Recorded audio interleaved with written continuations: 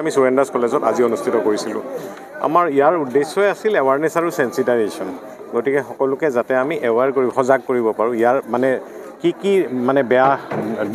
দিশ আছে সেই দিশখিনি যাতে সজাগ কৰিব পাৰোঁ আমাৰ ধৰক আজি ইয়াতে আমি খুব বেছি 200 বা 300 বিভিন্ন সেক্টৰৰ পৰা অহা মানুহ আছে স্বাস্থ্যকৰ্মী আছে আৰু ছাত্ৰ ছাত্ৰীসকল আছে আমাৰ উদ্দেশ্য তেওঁলোকক যদি সজাগ কৰিব পাৰোঁ আৰু তেওঁলোকে যদি গৈ নিজৰ ঘৰখনক ওচৰ চুবুৰীয়া সকলোকে যদি সজাগ কৰিব পাৰে তেতিয়া আমাৰ এই যিটো ইয়াত আমি চেষ্টা কৰিছোঁ সেই চেষ্টাটো সঁচাকৈ ফলপ্ৰসূ হ'ব আমি সেইটো বিচাৰিছোঁ আৰু এই প্ৰচেষ্টা আমাৰ সদায় মানে আগলৈকে আমি কণ্টিনিউ কৰিম আৰু আমি অলপ ভিতৰলৈ যাব লাগিব বিশেষকৈ আমি সদায় এইটোৱে আশা ৰাখিম যে বিশেষকৈ আমি এডুকেশ্যনেল ইনষ্টিটিউশ্যন কাৰণ আমি যদি চাইছোঁ আপোনাৰ ছাৰ্ভেত এইটো ওলাইছে